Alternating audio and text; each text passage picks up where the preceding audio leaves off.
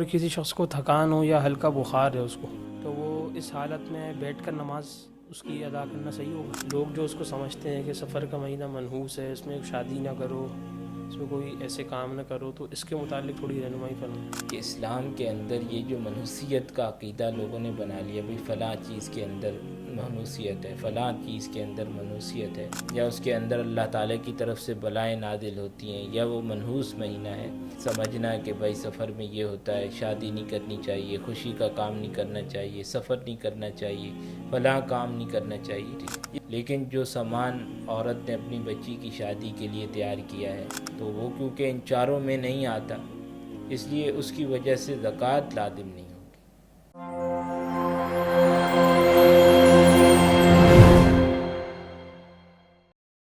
السلام علیکم ناظرین کرام، میں ہوں عدین الہی، الرحمان میڈیا کے پروگرام آپ کے مسائل کے حل میں خوش آمدید۔ آج ہمارے ساتھ موجود ہیں مہمان گرامی استاد محترم مفتی طاہر صاحب۔ السلام علیکم ورحمۃ اللہ وبرکاتہ۔ وعلیکم السلام ورحمۃ اللہ وبرکاتہ۔ اچھا، ایک سوال یہ پوچھا ہے کہ اگر کوئی ایک بچہ پیدا ہوا ہے اور 5 دن کا تھا، اس کے کان میں اذان نہیں دی گئی اور اس کا انتقال ہو گیا، تو اب کیا کریں؟ انتقال کے بعد اذان دینا ضروری ہے، پھر دفن کریں، یا اذان دیے بغیر ایسی دفن کریں؟ نہیں، انتقال کے بعد تو اب اذان کا موقع نہیں رہا، اب تو جو ہے کیونکہ ایک سنت عمل تھا وہ چھوٹ گیا ہے، تو اب اس کا کوئی ازالہ بھی نہیں ہے۔ اچھا، ایک سوال یہ پوچھا ہے کہ اگر کسی شخص کو تھکان ہو یا ہلکا بخار ہے اس کو، تو وہ اس حالت میں بیٹھ کر نماز اس کی ادا کرنا صحیح ہوگا؟ دیکھیں، بیٹھ کر نماز پڑھنا یعنی کھڑے ہو کر قیام کرنا، اسی طریقے سے رکوع سجدہ کرنا، یہ تب آدمی سے ساقط ہوتے ہیں کہ جب یا تو جو ہے ان کی وجہ سے بیمار ہونے کا یا بیماری کے بڑھ جانے کا یا ناقابل برداشت تکلیف جو ہے وہ آدمی کو لاحق ہوتی ہے، ایسا کوئی شدید عذر ہے، تو پھر ایسی صورت کے اندر جو ہے وہ بیٹھ کر نماز پڑھ سکتا ہے۔ لیکن اگر عذر اتنا شدید نہیں ہے، ہلکا پھلکا بخار ہے، کھڑے ہونے میں اس کے لیے کوئی مسئلہ نہیں ہے، یا تھوڑی بہت مشقت بھی ہوتی ہے، تو صرف اتنی بات سے جو ہے یہ ارکان جو ہیں وہ ساقط نہیں ہوتے، بلکہ اس کو باقاعدہ جو ہے کھڑے ہو کر جو ہے رکوع سجدے کے ساتھ نماز ادا کرنی چاہیے۔ اچھا، ایک سوال انہوں نے یہ پوچھا ہے کہ گھر میں کام کرنے والی آتی ہے اور وہ کچھ نہ کچھ ہر روز مانگتی ہے، تو اس کو صدقہ وغیرہ تھوڑا سا دے دیتے ہیں۔ اب وہ ضرورت سے زائد چیزیں بھی، مطلب کہ اس کو عادت سی محسوس ہو رہی ہے گھر والوں کو، یہ ہر چیز مانگ رہی ہے، گھر کی چیزیں بھی مانگ رہی ہے، تو اب اس کو منع کر سکتے ہیں؟ اس کو منع کرنے میں کوئی وعید تو نہیں ہے کہ سائل کو جھٹلا رہے ہیں یا اس کو روک رہے ہیں؟ دیکھیں، سائل کو جھڑکنے سے منع کیا گیا ہے۔ جھڑکنے کا مطلب یہ ہے کہ کوئی سائل جو ہے آدمی کے پاس آتا ہے اور وہ سختی سے اس کو جھڑک دیتا ہے یا اس کے ساتھ حقارت آمیز رویہ اختیار کرتا ہے، یہ تو منع ہے۔ البتہ اگر کوئی آدمی جو ہے وہ اچھے طریقے سے خوش اسلوبی کے ساتھ اور تہذیب کے دائرے میں رہ کر جو ہے وہ سائل کو منع کرتا ہے، تو شرعاً یہ منع نہیں ہے، اور خاص طور پہ جب اس کی عادت بن گئی ہے مانگنا، تو ایسی صورت کے اندر تو منع کر دینا ہی بہتر ہے، لیکن اس کو جھڑکا نہ جائے، حقارت آمیز رویہ اختیار نہ کیا جائے، بلکہ اچھے انداز میں اس کو منع کر دیا جائے۔ اچھا، کسی خاتون نے اپنی ساس کے متعلق سوال کیا ہے کہ میری ساس بہت بیمار ہیں، ان کو موشن وغیرہ لگے رہتے ہیں، تو اس کی وجہ سے بہت کمزوری میں ہیں اور علاج بھی کروایا ہے تو اتنا فرق نہیں پڑ رہا، تو اس کے لیے کوئی دعا وغیرہ بتا دیں۔ اس کے لیے بھی ایک تو اللہ تعالیٰ سے دعا کی جائے، خاص طور پر قبولیت کے اوقات کے اندر اللہ تعالیٰ سے دعا کی جائے، اور دوسری یہ ہے کہ سورۃ الفاتحہ جو ہے یہ پڑھ کر جسم پہ دم کریں، پانی پہ دم کر کے پئیں، اور اسی طریقے سے آیت الکرسی اور اسی طریقے سے درود شریف، یہ چیزیں پڑھ کر جو ہے دم کر کے پی لیں۔ اللہ تعالیٰ اگر شفا ان کے حق میں بہتر ہوگی تو اللہ تعالیٰ انشاءاللہ شفا عطا فرما دیں گے۔ اچھا، سفر کے مہینے کے متعلق یہ پوچھا ہے کہ کیا لوگ جو اس کو سمجھتے ہیں کہ سفر کا مہینہ منحوس ہے، اس میں شادی نہ کرو،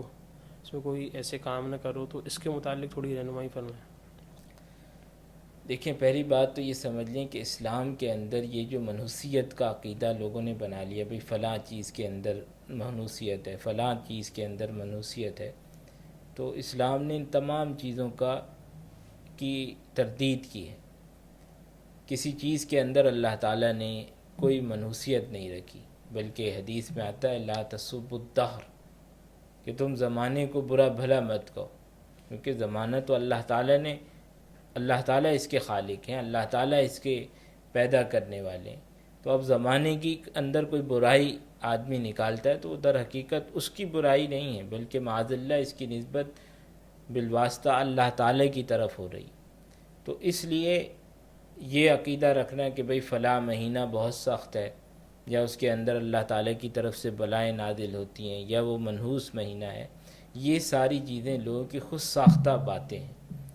منحوسیت تو اصل میں آدمی کے برے اعمال کے اندر ہے، گناہوں کے اندر ہے۔ یہ جو گناہ ہوتے ہیں ان کے اندر منحوسیت ہوتی ہے۔ باقی منحوسیت کا تعلق وقت، دن، تاریخ کے ساتھ یا مہینے کے ساتھ نہیں ہے۔ اور آپ علیہ الصلوۃ والسلام نے اس طرح کی تمام باتوں کی تکذیب کی ہے، ولا سفر کہہ کے، کہ بھئی سفر سے متعلق جو غلط لوگوں کے نظریات ہیں، تو یہ ساری جو جاہلیت کی باتیں، اس لیے یہ ساری چیزیں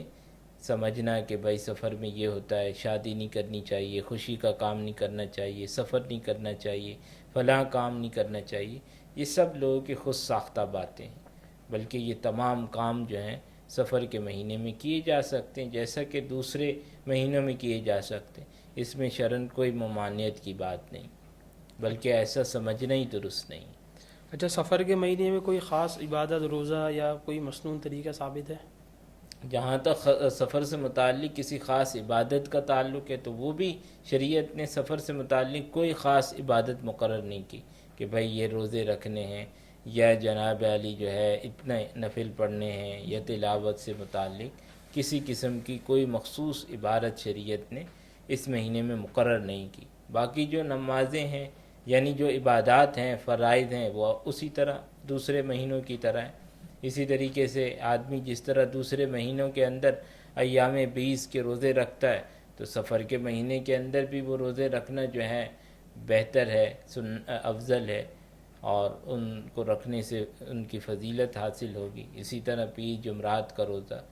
وہی عمومی جو دوسرے مہینوں میں سفر کے لیے باقاعدہ کوئی خاص مخصوص عبادت، مخصوص روزہ یا نماز شریعت نے مقرر نہیں کی۔ اچھا، ایک سوال یہ پوچھا ہے کہ ایک شخص کے پاس ایک گھر ہے لیکن وہ مستحق بھی ہے،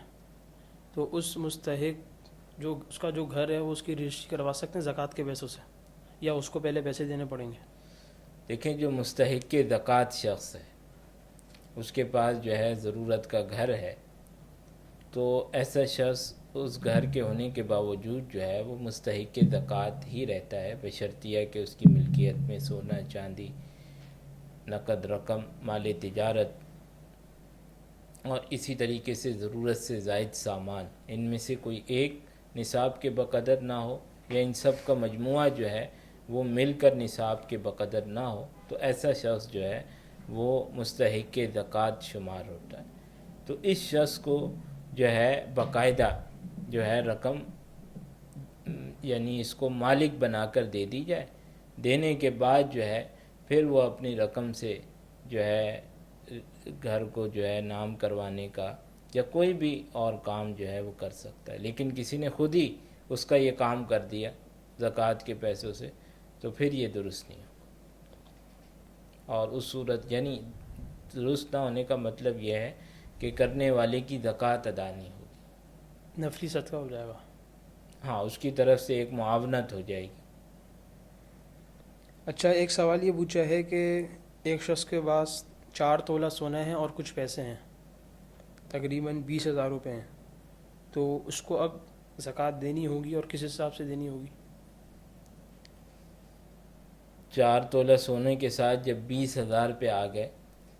یا 10,000 پہ آ گئے تو اب دونوں کی مالیت دیکھی جائے گی، اور ہمارا زمانے میں جو آج کل ریٹ چل رہا ہے تو اس ریٹ کے حساب سے جو ہے اس صورت میں جو 52.5 تولہ چاندی ہے اس کی مالیت سے اس کی مالیت زیادہ ہوتی ہے، زیادہ ہے، تو اس لیے یہ شخص جو ہے وہ صاحب نصاب شمار ہوگا، اور صاحب نصاب شمار ہونے کی وجہ سے اس کی زکوٰۃ جو ہے وہ ادا کرنا اس پر لازم ہوگا سال گزرنے کے بعد۔ اور زکوٰۃ کی ادائیگی کا طریقہ وہی ہے کہ 2.5% یعنی 40واں حصہ جو ہے وہ ادا کرنا ہوتا ہے۔ تو دونوں کی یعنی سونے کی مالیت لگا لے، سونے کی مالیت لگانے کے بعد جو نقد رقم ہے وہ اس میں ملا لے، ملانے کے بعد جو ہے اس کا 2.5% جو ہے وہ 2.5% جو ہے وہ زکوٰۃ میں ادا کر دے۔ اور اس کا آسان صورت یہ ہے حساب لگانے کی کہ جتنی بھی مالیت بنی ہے سونے کی اور اس رقم کو ملانے کے بعد جو مجموعی رقم ہے اس کو 40 سے جو ہے تقسیم کر دے، ڈیوائیڈ کر دے، ڈیوائیڈ کرنے کے بعد جو جواب آئے تو اتنی رقم اس نے زکوٰۃ کے اندر ادا کر دی۔ اچھا، ایک سوال یہ ہے کہ کوئی خاتون کا سوال ہے کہ اپنی بیٹی کے لیے جہیز کے لیے کچھ چیزیں جمع کر رہی ہیں، کپڑے برتن وغیرہ جو آج کل لوگ پہلے سے تیاری شروع کر دیتے ہیں، تو اس کی قیمت اگر نصاب کے بقدر پہنچ جائے اس کی مالیت، تو اس پہ زکوٰۃ واجب ہوگی؟ دیکھیے زکوٰۃ تو صرف 4 چیزوں پر لازم ہوتی ہے: سونا، چاندی، نقد رقم اور مال تجارت۔ مال تجارت کا مطلب یہ کہ ہر وہ چیز جو آدمی نے بیچنے کی نیت سے خریدی اور ابھی تک اس کی بیچنے کی نیت جو ہے برقرار ہے تو وہ مال تجارت شمار ہوتا ہے۔ تو یہ 4 چیزیں، کیونکہ جو سامان جہیز، یہ 4 چیزیں ہیں، ان پر زکوٰۃ جو ہے وہ فرض ہوتی ہے، لیکن جو سامان عورت نے اپنی بچی کی شادی کے لیے تیار کیا ہے، رکھا ہے، تو وہ کیونکہ ان 4 میں نہیں آتا، اس لیے اس کی وجہ سے زکوٰۃ لازم نہیں ہوگی۔ اچھا، ایک سوال یہ ہے کہ اگر کوئی شخص واش روم میں ہے اور اس کو چھینک آ جائے اور غلطی سے کبھی کبھار الحمدللہ بھی نکل جاتا ہے، تو اب جو اس کو غلطی سے نکلا ہے تو اس کا گناہ تو نہیں ہوگا اس کو؟ غلطی سے جو نکلا ہے تو انشاءاللہ معاف ہوگا، لیکن آئندہ کے لیے احتیاط کرے اور کوشش کرے کہ ایسا نہ ہو، کیونکہ باتھ روم وغیرہ کے اندر جو ہے اللہ تعالیٰ کا نام لینا یا ذکر وغیرہ کرنا یہ جائز نہیں ہے، اس سے اجتناب کرنے کی کوشش کرنی چاہیے۔ کبھی بے دہانی میں غلطی سے نکل گیا تو انشاءاللہ معاف ہے۔ اچھا، کبھی کبھار ایسی صورت بھی ہو جاتی ہے کہ واش روم کے اندر چھینک آئی، تو اس کے لیے جب وہ باہر آئے گا فارغ ہونے کے بعد تو پھر الحمدللہ کہنا ضروری ہوگا؟ ضروری تو نہیں ہوگا، کہہ لے تو اچھا ہے۔